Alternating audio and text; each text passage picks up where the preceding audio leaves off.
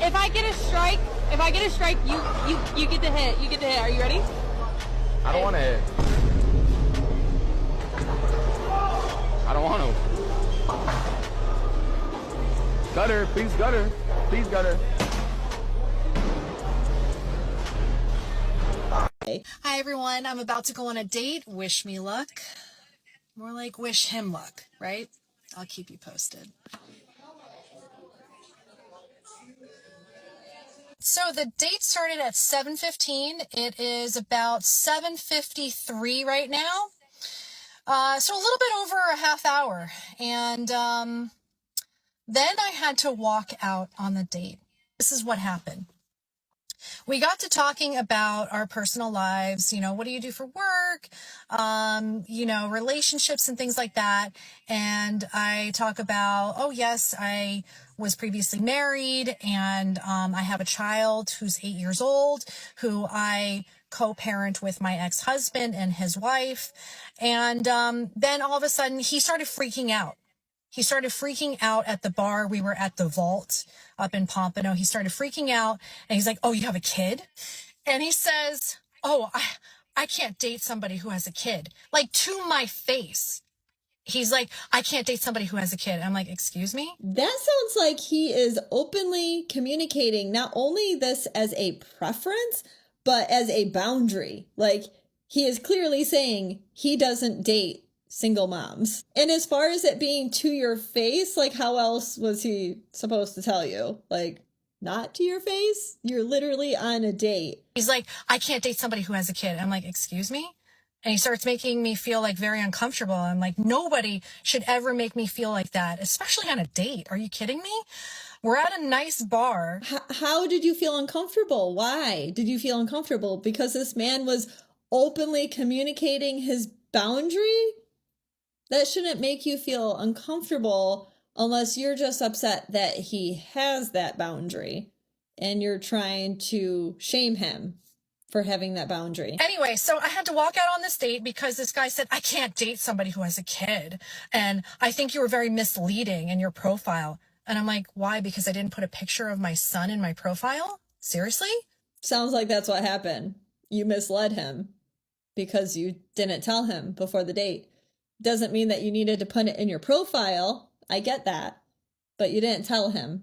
You know, like, you could have texted him. There's a phrase therapists have been using for years. No is a complete sentence. For decades, it was advice given exclusively to women. Around 2024, the men started reading the same self-help books. The advice was always universal. Only the audience changed. Bro, I follow you. Have you ever thought of respecting yourself and maybe putting on some clothes or no? Well, you're definitely not the one to speak, I'm not gonna lie. Well, why were you dressed like that though? It gets me into the bars and it gets us all drinks. I will push you in your face, so do you want to make me mad? Oh, you want to fight? Like, the cops are behind me. Oh, you're lucky. Take my phone number. You said it's because it gets you in the bars and stuff. So you're basically saying, depending on the opportunity you get in life, it's based on how you dress. Exactly. Okay, and you're proud of that. You think you're that one guy that does Twitch from the UK, and you're not. You're not that. You're not. I don't know who you're talking about. Yes, you do. Nobody here wants to get on the scale. I weigh 120 pounds. Well, I don't really care about how much you weigh. I just care about you. Oh, she lied. She said she was 120, she's 140.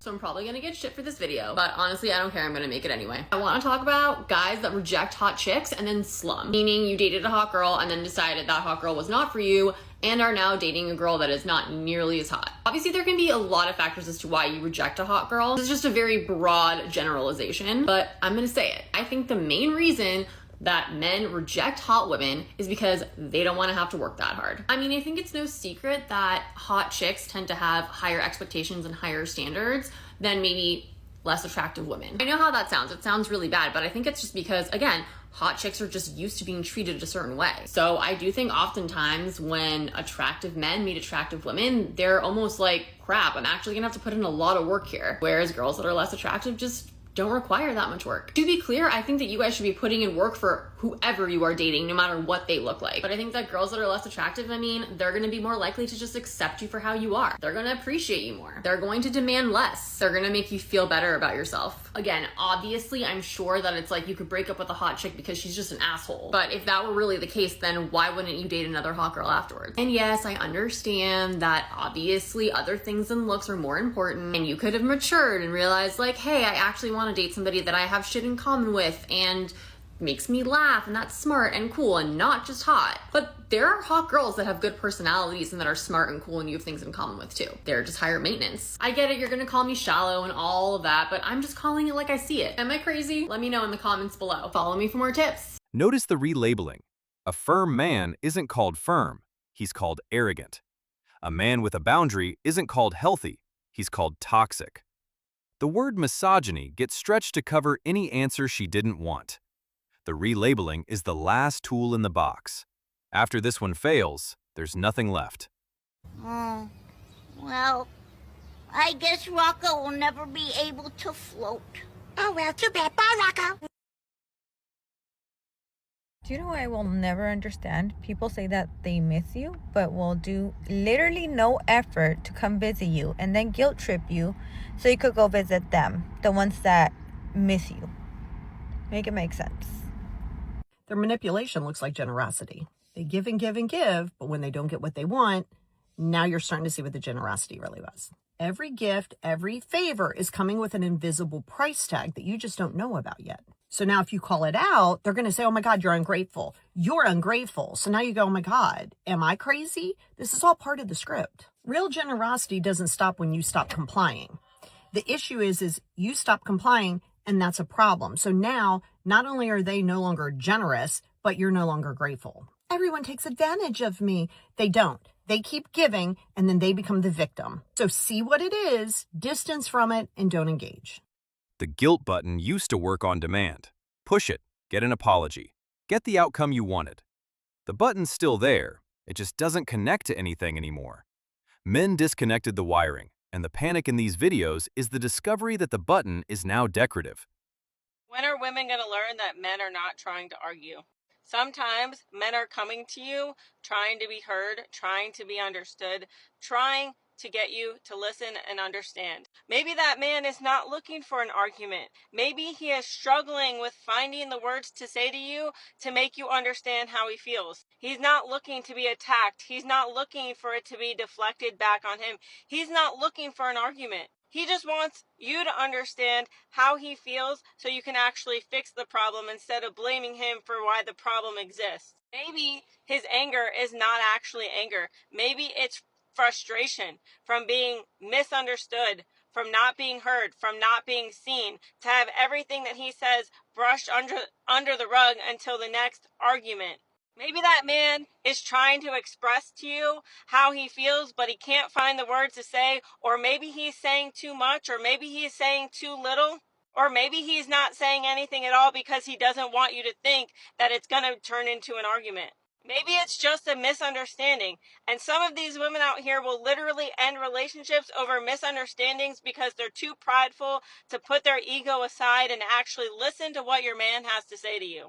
How many men have finally shut down because of things that turn into arguments? How many men are misunderstood? How many men go unseen or unheard by their partners? How many men can relate to being so neglected by their needs that they don't do anything or say anything at all? That man never wanted to lose you. That man never wanted to argue with you. All he wanted was for you to take the time to understand and love him the way that he loves you.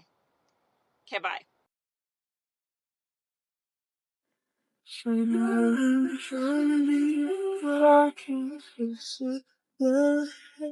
If your man avoids you when you're having uncomfortable feelings, or you're upset, or you're angry, or you're trying to have hard conversations, or they did something to hurt you and they avoid, or they leave, or they let you cry on the edge of the bed, while they sleep or something, that's because they are so uncomfortable by feelings in general. They can't even handle their own feelings, because when you get like that, it brings up things for them and they can't. They can't deal with that because they don't know how to. And so they avoid it. Look into attachment styles, avoidance attachment style, which then creates anxious attachment for you, likely, you know? It's terrible. It's not fair. The argument is supposed to take two people. He used to be the second one. He'd defend himself for an hour, lose his evening, wake up exhausted, and apologize for things he didn't even do. He stopped showing up to the second chair, and the show can't go on without him. Since men don't approach women anymore, I guess I should start going up to men. I live in a city, and literally anytime I'm walking anywhere, anytime I see a cute guy, it's always heads down, headphones in, he won't look at anyone. Literally no one is approachable anymore, no one looks at each other, everyone's heads down, and no one's smiling or just seems happy. Literally no one's socializing. What am I supposed to do? Chase a guy down the street that does not want to be bothered and ask him if he is single? I feel like I give off the most approachable vibes. I'm always smiling, looking pleasant, not looking at my phone, I don't wear my headphones. Literally never once. I've never been approached. That men forget that they literally have the power in the situation, so that's why everyone's single. I know. Look, another woman complaining about something women created. Surprise, surprise. You know, while acting clueless about why men don't approach anymore. As if this is her first day online and she hasn't seen the millions of videos explaining why this is happening. You know, men didn't just randomly and suddenly stop approaching women for no fucking reason. And the dumbest part of her video is when she says men have the power. No, men had the power, but women took that away through public humiliation, accusations, social media callouts, creep culture, nonstop messaging that tells men they're gross, weird, or even predatory for even trying to talk to a woman. So where are we? Right back here again. Same stupid conversation, same type of woman complaining about a problem that she and other women created. So setting the record straight, yes, women are going to have to approach men because they made approaching socially risky and offensive. And depending on the woman in the situation, a lot of times they made it feel damn near criminal. So men adapted because a man has no idea if he's approaching a normal woman that's going to be receptive or the type that's going to crash the fuck out and film him to post it on social media and blast him. That's the reality, and everybody knows it. This is exactly why I've said in other videos that women aren't actually confused about this. What they are is complaining about the consequences of what they created. But complaining doesn't fix a damn thing. And let's be real. If an attractive guy approaches, that's confidence. But if it's some overweight dude with bad skin, bad teeth, thinning hair, awkward energy saying the same thing, now he's creepy. So stop pretending that this is hard to understand. Because depending on the woman in the situation and how attractive she thinks you are, you could actually end up embarrassed, humiliated, publicly blasted, or even worse. So men have looked at this in a risk versus reward scenario and just decided, nah, fuck that. So yes, women are going to have to approach men now. Until the culture has shifted and a man is rewarded for approaching, don't expect them to suddenly start. And for the love of God, stop making stupid-ass videos complaining about it. An over-explained no isn't really a no, it's an invitation to negotiate. Every reason given becomes a handle she can grab onto and twist. Men figured out the loophole and closed it. The new sentence is just, that doesn't work for me, and there's nothing to argue with. This is a great example of how abusive people will disguise punishment and control as boundaries. Technically, he's following the boundary formula. He's saying what he will do if you go out. I will lock you out of the bedroom and I'll force you to sleep on the couch. But that's not a boundary because boundaries are not controlling. They are what you do for yourself to preserve your personal peace. How does locking you out of the bedroom preserve his personal peace? Maybe if you had a habit of stumbling home late and drunk and loud and he needed to get up early the next day to go to work and he's made multiple requests for you to respect that, but you don't. Okay, that I could see. Which is why I intentionally asked what would happen the next day, to which you replied he would give you the silent treatment. So this tells me it's not about preserving peace, but punishment. Because if he was genuinely just trying to preserve his own peace in that moment, there would be no silent treatment the next day. Because there is, it's punishment, and that is a power and control tactic. Punishments are designed to control people's behavior. He doesn't want you to go out, so if you do, he will punish you. He's not telling you you can't go out. He's just going to punish you if you do, and then call it a boundary. He is weaponizing the term boundaries in an attempt to control you. If he can sit there and watch you fall apart, if a man can sit there while your chest is caving in, while you're crying, pleading, just asking for 1 ounce of clarity and feel absolutely nothing, if he can roll over, close his eyes, and fall asleep knowing that you're in pieces on the other side of the bed, hear me clearly, loud and clear, friend. That is not strength, and that is not emotional maturity. That is not a man who just needs time. That is emotional abandonment. A man who is comfortable with your pain will always be comfortable letting you hurt. Today it's tears, tomorrow silence.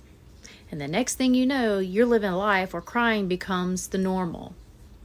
And friend, love is not supposed to feel like begging for basic human connection. Not at all. Someone who loves you does not need to be convinced to care. They do not watch you break and call it peace, and they do not treat your tears like background noise. So if you're in a season where you're crying more than you are laughing and smiling, explaining yourself more than being understood, and shrinking just to keep the peace, run. Run. Do not walk, run. And not because you're weak, but because you're finally waking up. Because a man who can sleep through your pain will sleep through your needs, your dreams, and eventually your absence. And you, friend, deserve someone who reaches for you, not someone who lets you down quietly beside them. That narcissistic man will always follow the same cycle. I assure you of that. If this hit home, follow a golden way for more real talk on narcissistic abuse, healing, because around here, friend, we're healing out loud. Therapy did this. Self-help did this. Stoic philosophy podcasts did this.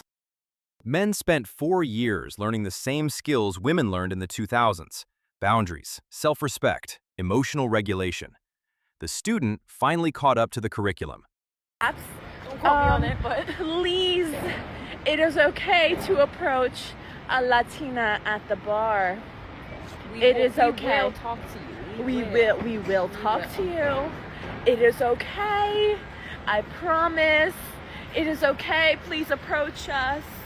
We are all one. We are begging. We're begging. We're on our hands and knees. Please approach us. I'm on my knees. Like, what the fuck? I was speaking to my mum about dating, and because I'm out a lot for work and things like that, and I love to socialize, she was like, oh, like, have you met anyone out? And I'm like, well, I will see a guy that, say, I've texted or, like, met online or have mutuals with, and he will, like, look at me and then turn away and then message saying, like, hey, you looked gorgeous today. And that's, like, a universal experience for every girl. Like, guys will just text you later on. And mum's like, what the fuck? Like, mum's like, when I would go out, if a guy was interested, he'd straight up go, like, hey, I'm interested in you, like, whatever, what's your number? And if you liked him, you'd give him your real one. If you didn't, you'd change 1 digit. That's what she said to me. My mum did make a point that I go for socially awkward private school boys that don't know how to talk to girls because I went to single sex schools, so that's a big factor too. But, like, I took it upon myself to call my guy friend and literally ask for the answers. I'm like, just tell me, like, what is stopping guys from just, like, approaching girls naturally and not, like, sleazy, just, like, literally for a conversation? Because guys that, like, do that, like, reap the benefits anyway. Do you know what I mean? Like, you don't need to be a sleaze to, like, pull a girl in the first place. My guy friend said, unless a girl is, like, making it that obvious, like, at a pub, for example, that she's into him, he's like, she has to fully be, like, waving at me for me to think to go over. And he said that rejection just isn't worth it these days because that girls, like, have higher standards of men, so guys genuinely feel like they just aren't good enough and to go up and introduce themselves. And I'm like, that's actually kind of sad because I do feel like girls are getting judgier, but I also feel like boys are the same. And I think it goes down to dating apps and social media, obviously. But dating apps is like shopping, like no, yes, no. So it's like people are getting pickier, but yeah, it's like people don't know how to socialize anymore, and it's really sad. I saw on TikTok a card game that someone invented called We Met at a Bar. I don't know if you've seen it, but it actually looks like a cool idea, and they should collab with different pubs in Melbourne and just like have the card game sitting at like different tables or something. I feel like that'd be so good. And this is where it lands. The crying, the texting, the showing up uninvited, the angry follow-up. All of it just reinforces why he said no in the first place. His no isn't an obstacle to overcome. It's a piece of information she keeps trying to argue with. Information doesn't budge. I'm just having a really hard day and I try to get ready. That women tend to be happier when they are single. I could have married a lot of the people that I've dated. Okay, I turned 40 this year and I've never been in love. I've never been in a relationship. If you hear something or an update about your ex and it just kills you. Women tend to be happier when they are single. Struggling financially, being alone, having no one there to talk to as you age, you know, no kids. And I always thought I would have kids. I thought I would be married by now.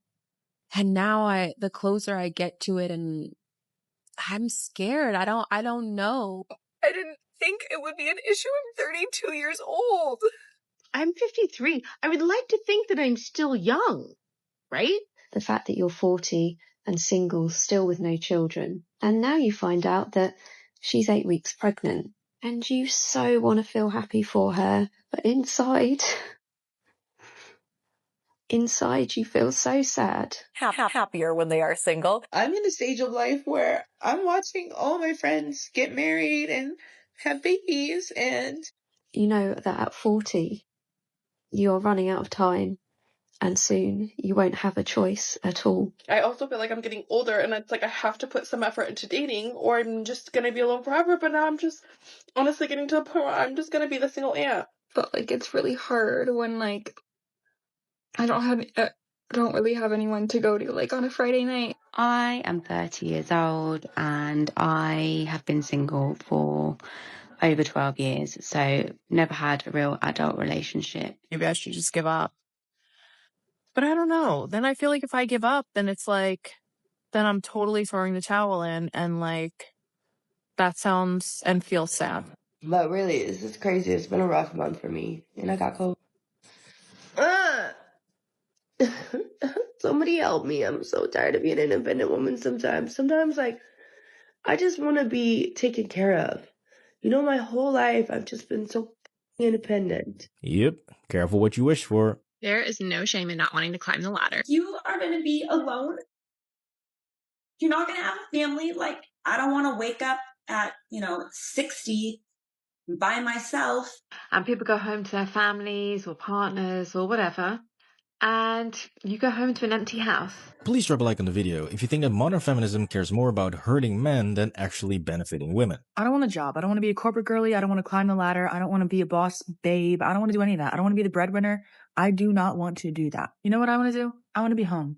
And I'm just wondering, am I the only person like completely struggling? Am I the only one? Because I've been single a very long time. A man with the ability to say no without apology is a man with leverage in every other area of his life.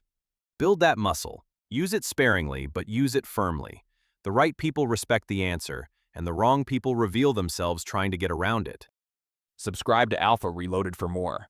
Drop your thoughts in the comments, and hit that like button on your way out. See you next time.